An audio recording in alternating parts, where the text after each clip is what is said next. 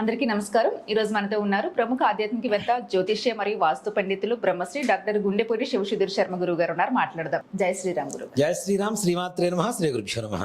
గురుగారు, ఇంట్లో మగవాళ్ళు బాగా సంపాదించాలి, బాగా అదృష్టం, వాళ్ళు ఏ పని చేసినా బంగారం అయిపోవాలి, మట్టుకున్నా బంగారం అవ్వాలి అంటే ఇంట్లో ఆడవాళ్ళు చేయాల్సిన పరిహారాలు ఏంటి?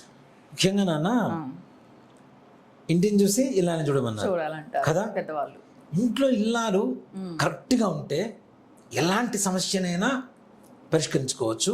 ఎలాంటి ప్రాబ్లం వచ్చినా కూడా ఫేస్ చేసేటువంటి ఒక శక్తి మగవాడికి కలుగుతుంది.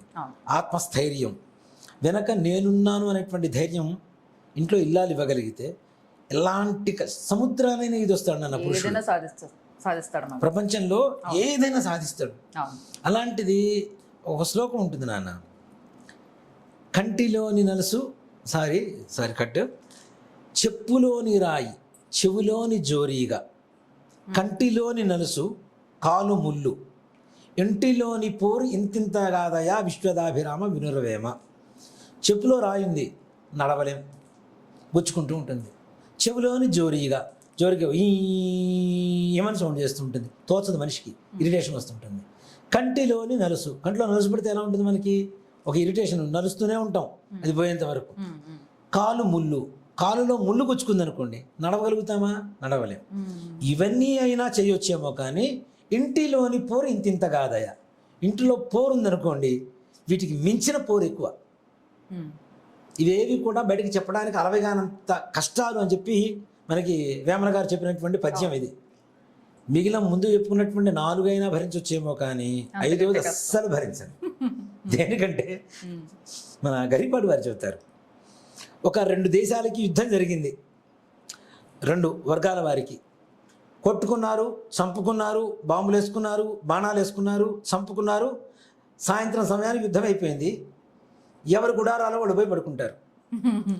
పొద్దునుంచి భార్యతో గొడవపడుతూ, భర్తతో గొడవపడుతున్న భార్య కావచ్చు, భార్యతో గొడవపడుతున్న భర్త కావచ్చు, గొడవపడుతూ. అంటే సంసారానికి యుద్ధానికి ఒక తేడా ఏంటి అంటే, పొద్దునుంచి యుద్ధం పడుతూనే ఉంటాడు, యుద్ధం జరుగుతూనే ఉంటుంది, కొట్టుకుంటూ తెచ్చుకుంటూనే ఉంటారు, కానీ రాత్రి సమయాన్ని పక్కన పడుకోవాల్సిందే. యుద్ధానికి సంసారానికి ఉండేటువంటి, కాపురానికి ఉండేటువంటి తేడా ఇది. గరిబాడి వారి మాటలు చెప్పాలంటే, ఇక్కడేమో కొట్టుకుని ఎవరు దారి వాళ్ళు పోతారు, కానీ ఇక్కడ కొట్టుకున్న చచ్చినట్టు ఇక్కడ ఒకే చోట పడి ఉండాలి కదా. అలా కాకుండా ఎప్పుడు కూడా ఇంట్లో ఆడవాళ్ళు సుమంగళకరమైనటువంటి పదాలు పలుకుతూ ఉండాలి, సుమంగళకరంగా ఉండాలి. అలాగే ఆడవాళ్ళు చినిగిపోయినటువంటి వస్త్రాలు వేసుకుని భర్త కనపడకూడదు నాన్న. సస్సేమీరా వస్త్రాలు, చినిగిపోయినటువంటి వస్త్రాలు కట్టుకొని భర్త కంట పడకూడదు. అలాంటి పరిస్థితి వస్తే, అలాంటి చినిగిపోయిన వస్త్రాలు కట్టుకునేటువంటి హీన దశకి మనం చేరుకుంటామని శాస్త్రం చెప్తుంది. కట్టుకోవాల్సిన పరిస్థితి వస్తుంది అని. కాబట్టి ఎప్పుడు కూడాను ఆడవాళ్ళు చాలా అందుకని సుమంగళికరంగా ఉండడంలో ఉన్నతమైనటువంటి, ఉత్తమమైనటువంటి మంచి వస్త్రాలు కట్టుకోవడం సుమంగళికరమైనటువంటి ఒక విషయం. చక్కగా బొట్టు పెట్టుకోవడం. ఇప్పుడు నిజంగా భార్య ముందు లేచి ముఖం కడుక్కొని స్నానం చేయగలిగితే స్నానం చేయడం, లేదంటే లేదు, కనీసం ముఖం కడుక్కొని నుదురులను బొట్టు పెట్టుకొని భర్తను లేపాలి. ఇది శాస్త్రం. ఇప్పుడేమో భార్య పడుకుంటే భర్త లేచి వచ్చి బెడ్ కాఫీ పెట్టిస్తున్నాడు. లేమ్మా రివర్స్ అయిపోయింది. చివరికి వీడు కూడా బొట్టు పెట్టుకొని లేపాల్సి వస్తుంది, పరిస్థితులు వస్తున్నాయి చివరికి. అవునా? అంటే ఇవన్నీ కూడా సుమంగళకరమైనటువంటి ఒక విధానం.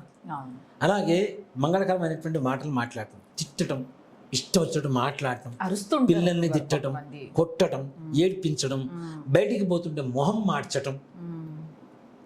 బయటికి పోతే 10 రూపాయలు వస్తే నీ ఇంటికే కదా తీసుకొచ్చేది, నీకే కదా ఉపయోగం. ఏదో కష్టపడడానికి పోతున్నాడు, ఏదో 4 రూపాయలు తేవడానికి పోతున్నాడు. అవునా? మొహం మార్చుకుంటూ బయటికి పంపించడం. అలాగే ముఖ్యంగా ఇంట్లో ఉండే పిల్లల్ని తిట్టి కొట్టడం. ఇక్కడ ఎట్లా ఉంటుందంటే, భర్త మీద ఉన్నటువంటి ఇరిటేషన్ మొత్తం పిల్లల మీద చూపిస్తుంటారు. వెయ్యి అని బాగుతూ ఉంటారు. బాగుతున్నప్పుడు ఈ ఏడుపుతో బయటికి పోతే వాడికి ఏం విజయం కలుగుతుంది? అనుకున్న పనులు ఎక్కడవుతాయి? మానసికంగా మనసు కకలావికలం అయిపోతుంది కదా నాన్న. ఒక ఇరిటేషన్ వచ్చేస్తుంది, ఒక రకమైనటువంటి అస్వస్థత వచ్చేస్తుంటుంది, మైండ్ అంతా కూడా ఖరాబ్ అయిపోతుంది. అట్లాంటి మైండ్తో బయటపోయిన వాడు ఏం సంపాదించుకొస్తాడు? కాబట్టి పిల్లల్ని తిట్టడం, కొట్టడం కూడా అలాంటివి చేయొద్దు. భర్త బయటికి వెళ్ళేటప్పుడు మంచిగా ఉండాలి. దాంతోపాటుగా ముఖ్యంగా మీరు బయటికి వెళ్ళేటప్పుడు భార్య చేత్తో చిన్న బెల్లం ముక్క ఇంతదే బెల్లం అంటే రోజు ఇంత వేసుకుంటే షుగర్ వస్తుంది. అలాగే ఇంత చిన్న బెల్లం ముక్క నోట్లో వేసుకొని చప్పరించుకుంటూ మీ భార్య ఇవ్వండి, మగవాళ్ళకి ఇవ్వండి, నోట్లో వేసుకొని చప్పరించుకుని బయటికి వెళ్ళిపోతే 100% పనులు కూడా అవుతాయి. అవ్వని పనులు కూడా సంపూర్ణంగా తప్పనిసరిగా మీరు ఏ స్వీట్తో అయితే పంపిస్తున్నారో అలాంటి స్వీట్ న్యూస్ తీసుకొని ఇంటికి వస్తారు, గుడ్ న్యూస్ తీసుకొని. పని అవ్వలేదు అనేటువంటి పని ఉండదు, అంత ప్రశాంతంగా ఉంటుంది. ఇవన్నీ కాదు కానీ ఇంకోటి ఏదైనా మార్గం చెప్పండి అని అడిగారు అనుకోండి, ఇవన్నీ చేస్తున్నా కూడా ఫేవరబుల్ గా లేదు. ఇవన్నీ చేస్తున్నప్పుడు ఇంకా అయినా సరే బాగాలేదు అనుకున్న వాళ్ళకి మాత్రమే నేను చెప్తున్నా. ఇలా ఉండకుండా ఇష్టం వచ్చినట్టుగా గయ్యాళిగా ఉంటూ ఇవి మాట్లాడుతూ తిడుతూ కొడుతూ మొహం మార్చుకుంటూ బయటికి పంపించి ఇలా చేసిన వాళ్ళు ఈ మంత్రం చేసిన ప్రయోజనం ఉండదు, అవసరం లేదు కూడా ఇంకా వాళ్ళకి అక్కర్లా. ఎలా ఉన్నా ఒకటే, అంతే. అవునా? ఎగిరెగిరి దంచినా అదే కూలి, ఎగరకుండా దంచినా అదే కూలి, ఇక తప్పదు.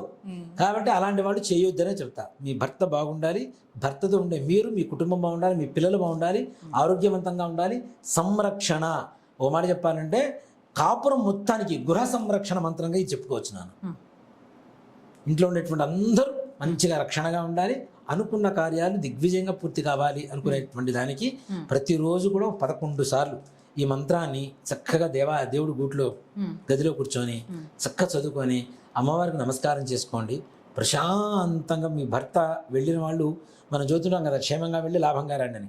తప్పనిసరిగా అదే విధంగా ప్రతి నిత్యం ఆనందదాయకంగా మంచి సంచుల నిండా డబ్బులు తీసుకొని మీకు ఆనందం కలిగించేలా ఇంటికి వస్తారు. దాంట్లో ఏమాత్రం సందేహం లేదు, రక్షణగా ఉంటుంది. మనం చెప్పబోయేటువంటి శ్లోకాన్ని ప్రతి నిత్యం పొద్దున్న స్నానం చేయగానే దీపారాధన చేసుకుంటాం కదా, దేవుడి దగ్గర కూర్చుంటాం కదా, అప్పుడు ఈ శ్లోకాన్ని చదువుకుంటే చాలు నాన్న.